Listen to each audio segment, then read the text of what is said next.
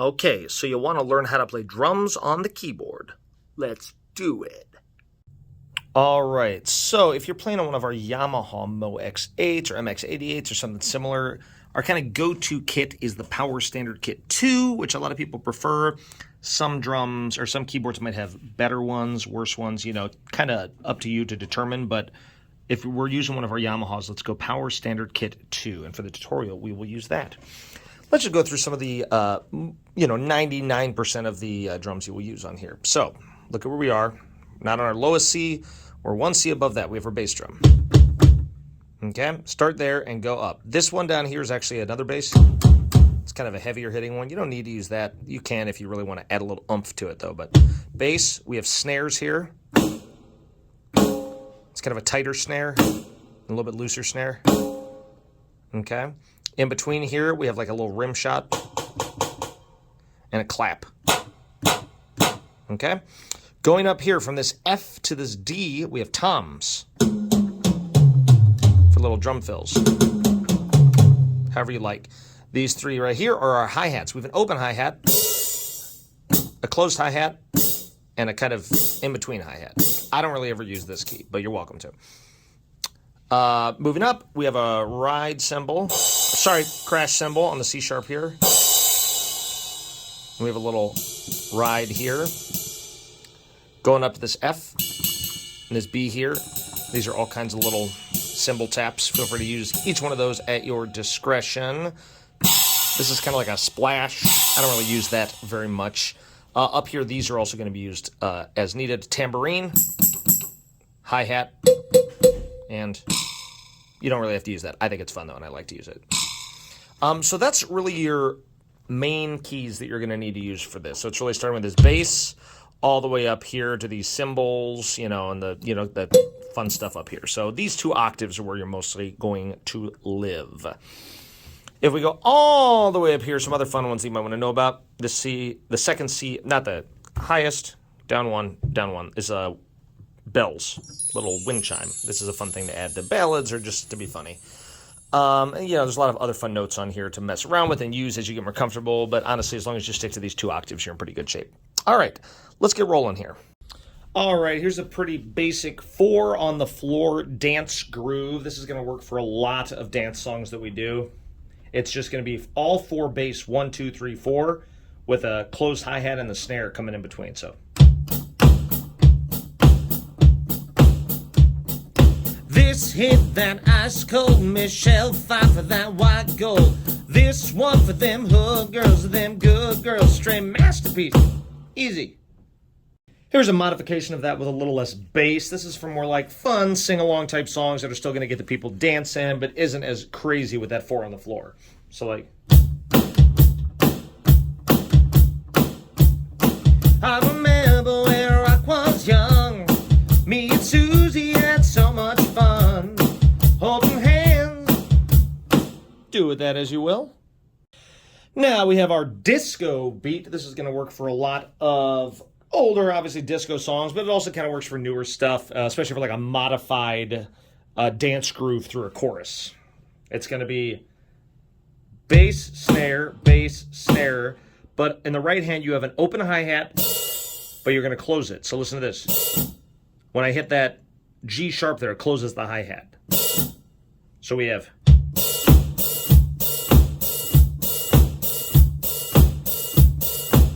Go on now, go. Walk out the door. Just turn around now. It's like a dance groove, but it adds a little bit something extra there. Now, across the board, you're going to be playing ballads. You're going to be playing some stuff that might not require as heavy hitting as a drum. So with that, instead of hitting the snare, you might switch over to this rim shot there. And instead of the hi-hat, you might switch to like a ride or some little cymbal, kind of whatever works the best for you. So I might go like... Maybe that's even for like a first verse, and then you go. Kind of modify it to kick it up a little bit. And some songs, even pop songs, a lot of like Latin songs are going to have this kind of groove with it. And you can hit whichever keys you like. I usually go snare, clap, and the closed hi-hat. So you have like a...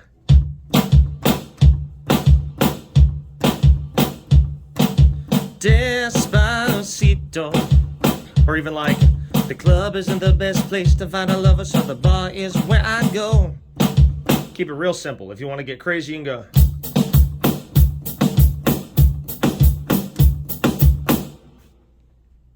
All right, this next groove, it's sort of like a train country kind of vibe.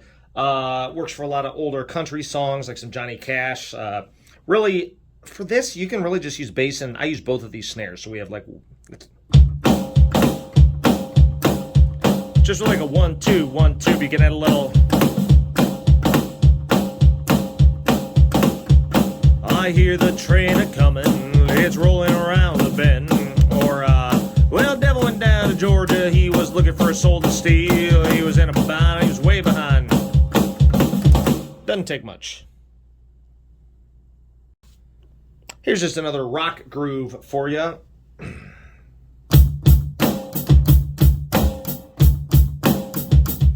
Say, pour some sugar on me in the name of love.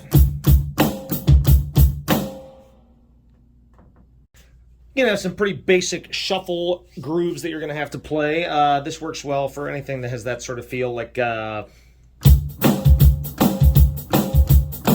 out, Virginia, don't let me wait. You Catholic girls stop much too late. Kind of that triplet feel going right through. That works for a lot of songs. Here's sort of a basic swing groove. It's just really, instead of these rock grooves, we're using a hi-hat. You're going to do sort of a little ride cymbal on there.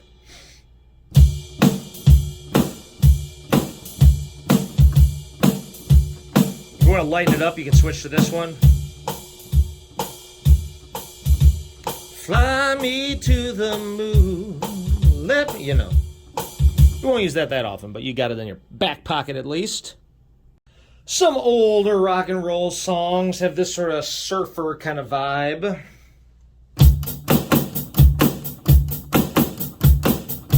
Well, shake it, baby, now shake it, baby.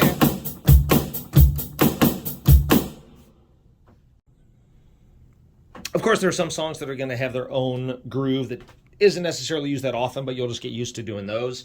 Just always listen to your partner and kind of follow the groove they're doing, like Footloose, for example. It's like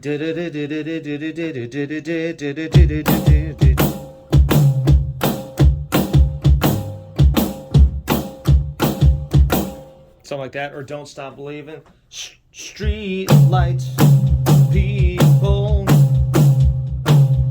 You know, those kind of different hits in there. So, you know, again, do what you think is right, but just follow your partner. I'll show you some fills here in a minute, too. And then, yeah, embellish on what you already know to get some fills in there. It's really important to change up the groove a little bit as you get to the chorus. There's nothing worse than, 4 hours of this. You sound like a drum machine. We want to sound like we're actually making choices here. So you might start it out like...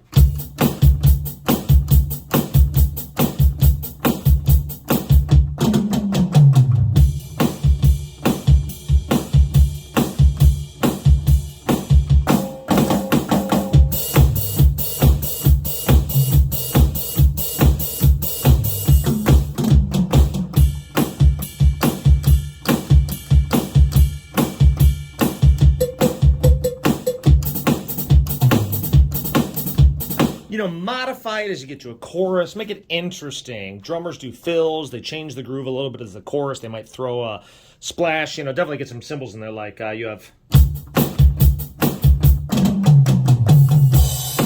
That's that C sharp there that I just did. Don't get too heavy with that because it'll muddy everything else up that you play. But yeah, hit a little crash cymbal there for sure. And other than that, just you really got to think of it in two different ways. One of it is listening to your partner when they're playing the keys, kind of feel the groove that they're setting with their left hand and just how they're playing the song. Follow along with that. Conversely, when you're starting a song, make sure that you start it with the drum groove in mind. Your partner might not even know the song you're about to play, and you want to set them up for success too. Then just make sure you know the terminology of halftime and double time, because some songs switch in the middle, and sometimes your partner will just yell at you one of those things if you're not quite getting it right. So, start with halftime, where Wagon Wheel goes to halftime in the middle. We have Rock me, mama, like a wagon wheel. Rock me, mama. And then you get a third verse and you have walking to the south out of Roanoke. I caught a truck around. So it goes halftime. Double time example might be Sugar, Sugar, Sugar, We're Going Down by Fall Out Boy. The bridge is, we're going down, down. We're going down, down. Then it goes to the, we're going down, down in an early round. Sugar, we're going. So it's that quick double time switch in the middle there. So a lot of songs do that, but also just know double time is twice as fast, halftime is twice as slow. You know what you're doing. Another thing to note is how to end songs. A lot of songs might end definitively, more like a easy. Some might end with a, more of a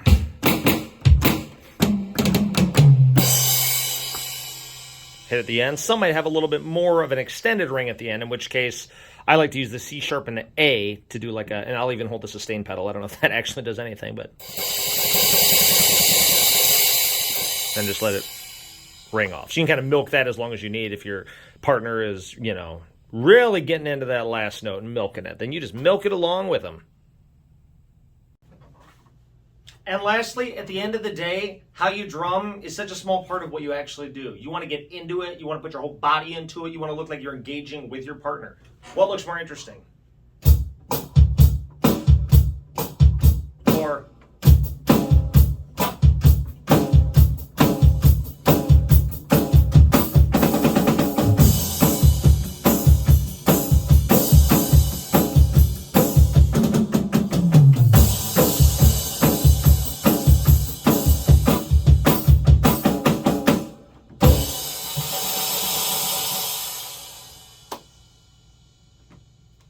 I'll see you at the show on the stage.